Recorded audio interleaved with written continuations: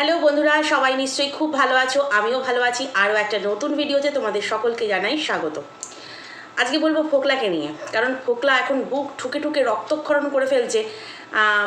কি না ওকে প্রমাণ করতে হচ্ছে ও নাকি গামলার বয়ফ্রেন্ড, প্রমাণ করতে হচ্ছে। আর ওদিকে তো গামলা সিঙ্গেল মম বলে খুব লাফালাফি করছে আর কি। তো সিঙ্গেল মমেরও বয়ফ্রেন্ড তো অবশ্যই থাকতে পারে, হাজব্যান্ড না থাকলেই হলো, তাই না?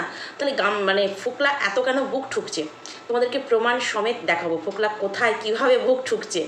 তো তার আগে একটা কথা বলি, কালকের যে ভিডিওটা আমি দিয়েছিলাম, অর্থাৎ কল রেকর্ডিং, যেটা আমাকে ওই ফ্ল্যাট মালিকের মিসেস যেভাবে আমাকে থ্রেড দিয়েছিল বা যে ধরনের কথাবার্তা বলে তোমরা সবাই দেখেছো, সেই কল রেকর্ডিংয়ের ভিডিওটা যে শেয়ার করেছিলাম, তারপরে অনেক ভিউয়ার্স বন্ধু, মানে অনেক ভিউয়ার্সরা তো বন্ধু হয় না, তারা ভীষণ আপনজন হয়, বন্ধুর থেকেও হয়তো বেশি কিছু।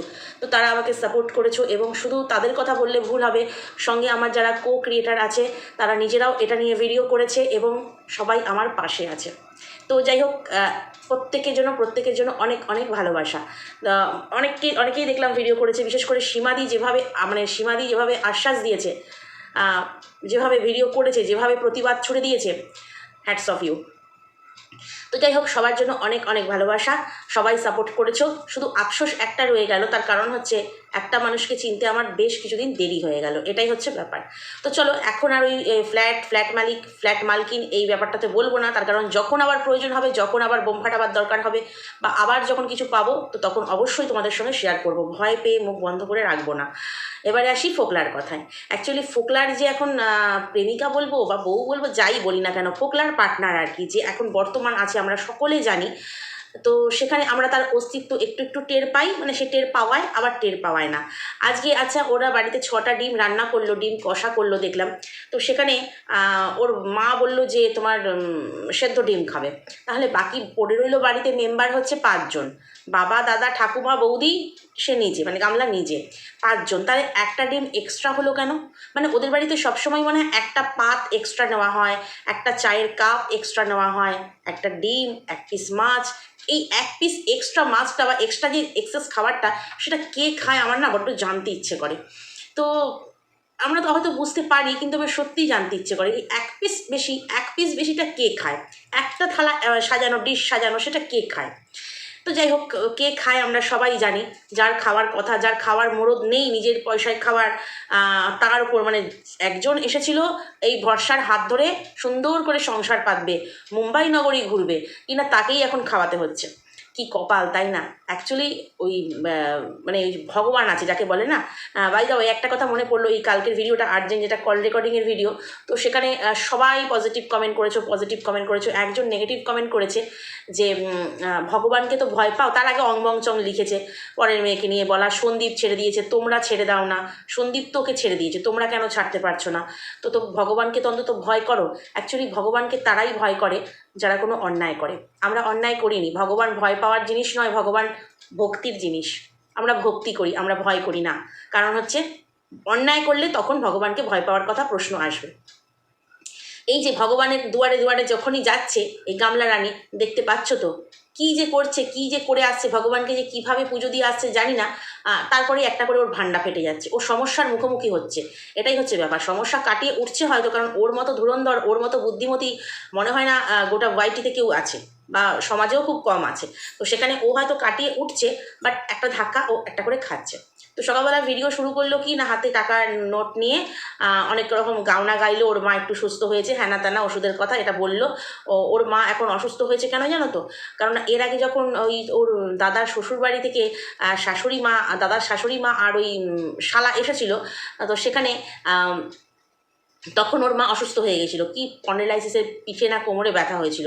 তখন ওই বৌদির মাকে দিয়ে রান্না বান্না, ভাত খেতে দেওয়া, এগুলো আমরা দেখেছিলাম। এখন কেন অসুস্থ হয়েছে বলো তো? এখন ওই দাদা বৌদি মিলে ওই যে তোমার ভাঁজ করার কাজ নিয়েছে, ড্রেস ভাঁজ করার কাজ নিয়েছে। ওগুলো ভীষণ বিরক্তির কাজ, সত্যি অনেকের কাছে বিরক্তির কাজ লাগে, আমারই তো বিরক্তির কাজ লাগে। ঘরের যে জামা কাপড়গুলো যখন কেচে মেলে দিই না, কাচতে ভালো লাগে, মেলতে ভালো লাগে, আর তুলতে ভালো লাগে। তুলে এনে মনে হয় থাক পরে ভাঁজ করবো, এনে জড়ো করে রেখেছি থাক পরে ভাঁজ করবো। ভাঁজ তো সেই আমাকেই করতে হবে, সেটা আমি খুব ভালো করেই জানি, কিন্তু ওটা একটা আলিস্যিত আসে। তো সেই রকমই এখন যেহেতু ওনারা ড্রেস ভাঁজ করার কাজ নিয়েছেন, তো যতদিন একটু অসুস্থতা বলে থাকা যায়, তাহলে মেয়ের হাতে রান্নাটাও খাওয়া যাবে, কেউ না কেউ রান্নার দায়িত্ব নিয়ে নেবে। আর দ্বিতীয়ত হচ্ছে আমি এই ড্রেস ভাঁজ করার কাজটা আমাকে করতে হবে না। কাজ না করে ফাঁকি দেওয়ার জন্য উনি একটু অসুস্থ হয়েছেন। তো যাই হোক, অসুস্থ তো দেখা যাচ্ছে না, তার কারণ হচ্ছে উনি বসে বসে আম খাচ্ছেন, রিলস দেখছেন। মেয়ে ভাঁজ করছে, বৌমা ভাঁজ করছে, উনি আম খাচ্ছেন, রিলস দেখছেন। অসুস্থ হলে খাবার রুচি থাকে বলো তো? এই যে জ্বর জারি হলে পরে না, মুখে একদম রুচি থাকে না। তো দেখবি কালকেও দেখলাম খেতে বসে গেছে, মেয়ে ক্যামেরা করছে, বলছে এই যে জোরো রোগী উঠে এসছে, খেতে বসে গেছে। একদম মানে টাইম টু টাইম খাওয়া, সবার সাথে বসে খাওয়া, সব কিছুই চলছে। তারপরেও হচ্ছে মা অসুস্থ। যাই হোক, তাড়াতাড়ি পুরোপুরি সুস্থ হয়ে যাক, এটাই চাই। তো মা এখন যেহেতু অসুস্থ, তাই জন্য ডিম সিদ্ধ বলে কাটিয়ে দিচ্ছিল। তো এখানে টিন হচ্ছে ডিম কষা রান্না করলো। প্রশ্নটা রয়েই গেল, একটা ডিম এক্সট্রা কে খেলো? তো যাই হোক, কেউ তো খেয়েছে, কেউ তো খেয়েছে। যে কিনা রাতের বেলা এক জায়গায় থাকে লাইট জেলে ঘরে, আবার দিনের বেলা এখানে চলে আসে, তো সে তো কেউ তো খেয়েইছে। তো তারপরে হচ্ছে যেমন গাছপালা দেখানো, ওর তো হচ্ছে একবার রাত্রেবেলা ফুলের কুড়ি দেখাবে, দিনের ভোরবেলা ফুল ফুটবে, সেই ফুটবে করবে সেই সময় দেখাবে, আবার ফুল ফুটে গেলে একবার দেখাবে, এরকম অনেক রকমের ব্যাপার। এই হচ্ছে ওর ব্লগ। তো গাছপালা লাগিয়েছে, নতুন ফ্ল্যাটের জন্য গাছপালা লাগিয়েছে, ফ্ল্যাট সাজাবে। তো ঠিকঠাক আছে, ফ্ল্যাট গাছ ফাছ সাজানো হলো। তারপরে স্নানও করে নিল এবং খাওয়া দাওয়ার ব্যাপারটাও দেখালো। এবং তারপরে তার আগে মাঝখানে একটা কী করলো না, প্রমোশন ভিডিও করলো। প্রমোশন ভিডিওর ব্যাপারটা নিয়ে পরের ভিডিওতে আমি বলি, ওটা এখন আর বলবো না। প্রমোশন ভিডিও করলো, যাই হোক, অঙ্কের প্রমোশন ভিডিও করলো। এত সুন্দর করে বললো না, মানে ভিডিওটা এত সুন্দর করে করলো না, মানে যে কেউ আর ওই ক্লাস জয়েন করতে হবে না, ওর কাছ থেকেই অঙ্ক শিখে যাবে। কারণ ও খুব অঙ্কটা ভালো বোঝে। ওই যে 15 লাখের অঙ্কটা খুব ভালো বুঝেছিল। আশা করি বুঝতে পারছো কি 15 লাখের। তো যাই হোক, এই ভিডিওতে আলোচনা করবো না, একটা ভিডিওতে সব আলোচনা করলে অনেকটা বড় হয়ে যায় ভিডিও। তো এবারে আসি হচ্ছে, ও এখন নতুন নতুন জিনিস কিনবে, যেহেতু ঘর সাজাচ্ছে।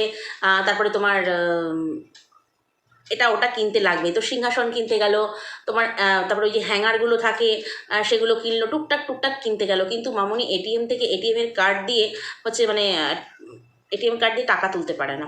তো ওর দাদাও পারে না, বুঝতে পারছো? তো যাই হোক, দাদা তবু তুলে দিল।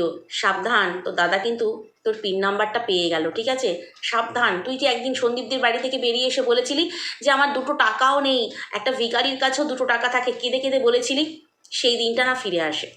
কারণ তোর দাদা নাম্বারটা জেনে গেল, ওটাই বলছিলাম আর কি। হতেও পারে, কারণ দাদার তো হাত খালি, বোনের টাকা বলে নিতেই পারে। কারণ ও যেমন সন্দীপদের গয়নাকে নিজের গয়না বলে নিয়েই এসেছে, সন্দীপদের যাবতীয় জিনিস নিজের বলে নিয়ে চলে এসেছে, যেহেতু ও বাড়ির বউ ছিল।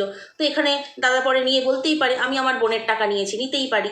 তো সেখানে ওই দিনটা না ফিরে আসে, একটু সাবধান হয়ে যাস।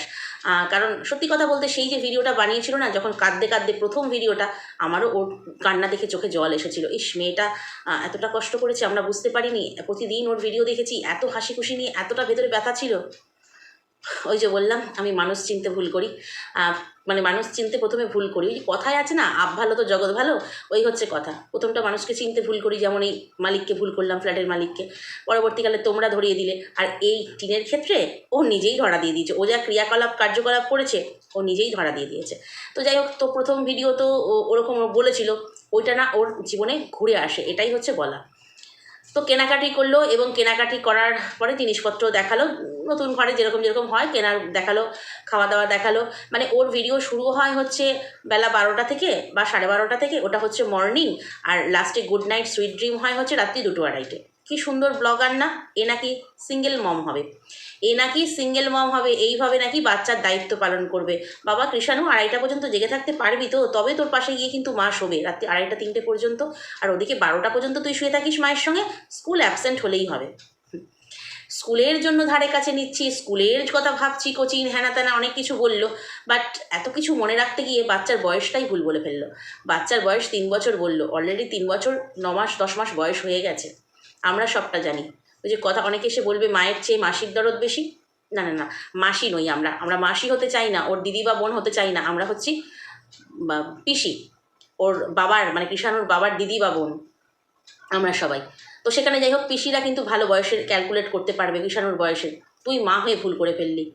আসলে এটা না অন্তরে থাকতে হয়, বাচ্চার সমস্ত স্মৃতিগুলো এখানে থাকতে হয়, তবে সবটা মনে থাকে। তো যাই হোক, এবারে আসি হচ্ছে ফোকলার কথায়। সত্যি মানে এই ফোকলা মানে এইটা গুণে একে পেয়ে গিয়েছিল। কিন্তু ফোকলা মাঝে মাঝে না ভীষণ কি বলবো, ওই তোমার হীনম্মন্যতায় ভোগে, হীনম্মন্যতাই তো বলে ওটাকে, মানে কিছু হারাবার ভয়, কি বলে এটা আসছে মুখে আসছে না। তো সেখানে মানে ভোগে আর কি, যে এই না হাতছাড়া হয়ে গেল, এই না হাতছাড়া হয়ে গেল। কারণ ও জানে যে আমি যাকে ধরেছি সে 5টা বছরের স্মৃতি কাটিয়ে, সন্তান ছেড়ে, স্বামী ছেড়ে, তার সাজানো সংসার ছেড়ে আমার হাত ধরে বেরিয়ে চলে এসেছিল। হাত ধরে না, এসে হাত ধরেছিল। বাবা বাবা সরি দাদা আর মায়ের হাত ধরেই বেরিয়ে এসেছিলো, বললে আবার এখানে কেউ আবার কথা কাটবে আর কি, তো সেই জন্য বলা। তো যাই হোক বেরিয়ে এসেছিল। তো এখন ফোকলা খুব ভালো করেই জানে এই মেয়ে যখন এই সমস্ত স্মৃতিকে ত্যাগ করতে পেরেছে, আমার সঙ্গে কাটানো বা 10 মাসের বা আমার সঙ্গের মুহূর্তগুলো এই অনায়াসে ভুলে গিয়ে আবার কারোর হাত ধরতে পারে। তো তোকে কি টাইম ফাইম কম দিচ্ছে রে ফোকলা? টাইম কম দিচ্ছে, অন্যদিকে সময় দিচ্ছে, অন্য কাউকে সময় দিচ্ছে, মনে হচ্ছে তাই, মনে হচ্ছে তাই। নাহলে এত কষ্ট কিসের? একটা আইডি খুলেছে, একটা আইডি খুলেছে ওয়াইটি, এই গামলার নাম দিয়ে ওর নিজে বয়ফ্রেন্ড বলে পরিচয় দিয়েছে। এ ভগবান, এভাবে কেউ আইডি খোলে? তোর তো বেশ দিব্যি নাম দিয়ে গুদীপ্ত সরকার বলে আইডি আছে, গুদীপ্ত সরকার ডিজিটাল ক্রিয়েটার বলে তোর ফেসবুকে আইডি আছে, আবার এইভাবে আইডি খুলেছিস, আবার সেখানে কবিতা।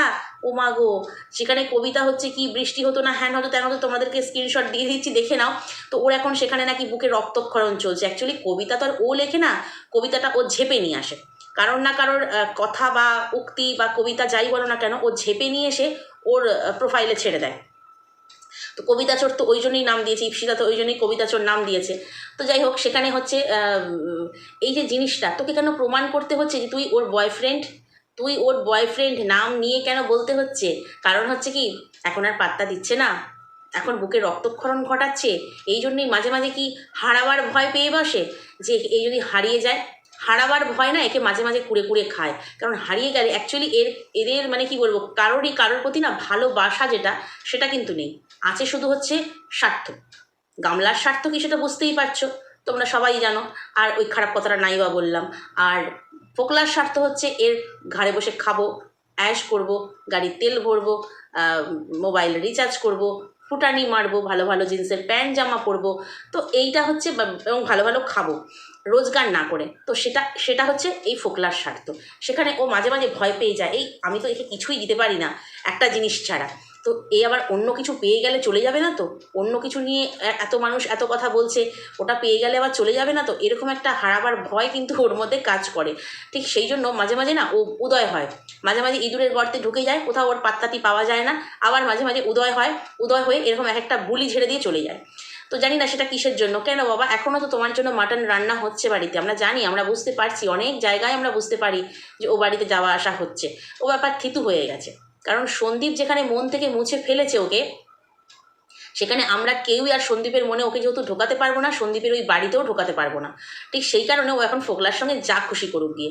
আমাদের আর কিন্তু সত্যি অনেকেরই আর মাথা ব্যথা সেটা নিয়ে নেই, কিন্তু মাথা ব্যথা হচ্ছে একটা জিনিস নিয়ে, যে এর দিনের পর দিন মিথ্যে কথা। ও যদি এখন সামনে এসে দেখায়ও, এই দেখো এটা আমার বন্ধু, বন্ধু বলেই দেখায়, আমার বন্ধু, আমার ভরসার হাত, আমার অসময়ে দুঃসময়ে পাশে থেকেছে, বন্ধু তো পাশে থাকতেই পারে, কোনো খারাপ মানে কি বলবো চিন্তাভাবনা না থেকে যদি বলে, তাহলে কিন্তু মানুষের অতটা গায়ে লাগবে না। তার কারণ সন্দীপ ওকে জাস্ট ছেড়ে দিয়েছে, জাস্ট ছেড়ে দিয়েছে। সন্দীপের ইউজ অ্যান্ড থ্রো মাল, ঠিক আছে, সেই ইউজ অ্যান্ড থ্রো মাল গুদীপ্ত হচ্ছে কুড়িয়ে নিয়েছে।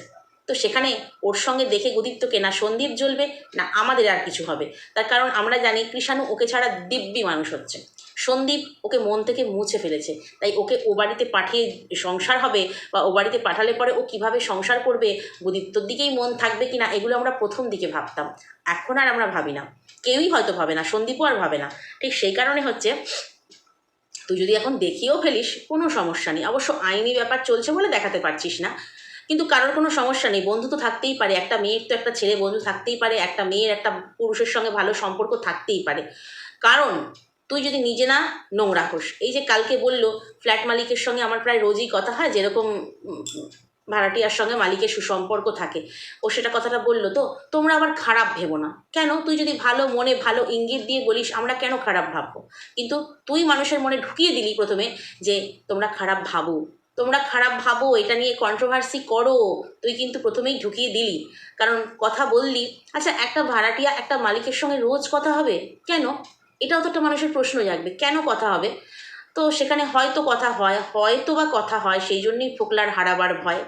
আমার মনে হয় সেটাই, ফোকলার হারাবার ভয় সেটাই, সেই জন্য ওকে ফলাও করে লিখতে হয় ওয়াইটি মিনা বয়ফ্রেন্ড। ও ওয়াইটি মিনার বয়ফ্রেন্ড, ওকে ফলাও করে লিখতে হয় যাতে ওকে সবাই চিনতে পারে, ওকে সবাই বুঝতে পারে।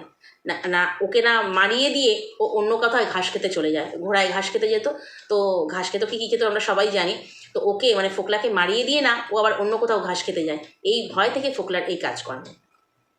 চিন্তা করিস না, মনে হয় অন্য কিছু আরও 5 জন থাকলেও, যদি থাকে, আমি বলছি না নেই, যদি থাকেও তোকে ছাড়বে না।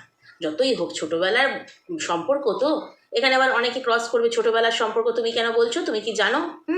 আমি জানি, আমরা সবাই জানি, সবাই জানি, যারা আমরা চোখ খুলে ভিডিও দেখি, মন দিয়ে ভিডিও দেখি, আমরা সবাই জানি। এবং আমি প্রমাণও তুলে দিয়েছিলাম ওদের বিয়ের আগের ফটো। তখন একদম এই মীনা সুন্দরী না একদম বাচ্চা মেয়ে ছিল, কত হবে, একদম একদম বাচ্চা, 13-14 বছরের। আর ফোকলাও একদম রোগা টিংটিঙে ছিল, দুজনের পাশাপাশি ছবি আমি তো দেখেছি, তোমাদেরকে দেখিয়েছি। তো সেই সব সময়ের প্রেম, অর্থাৎ একদম অল্প বয়সের প্রেম, সেটা কি আর ভোলা যায়? সেটাকেই ও কন্টিনিউ করছে। তো যাই হোক, চলো তোমাদেরকে ছবি দেখিয়ে দিলাম, দেখতেই পাচ্ছ কি অবস্থা হয়েছে ফোকলার। তাহলে কেন যে এরকম দুরবস্থা সেটা হয়তো আমরা বুঝতেই পারছি, কারণ নতুন নতুন নতুন নতুন। তো চলো চলো আজকের ভিডিওটা এই পর্যন্তই। নেক্সট ভিডিওতে তোমাদের সঙ্গে আবার কথা বলবো। যদি কোথাও ভালো লাগে লাইক কমেন্ট শেয়ার সাবস্ক্রাইব করে দিও। টাটা।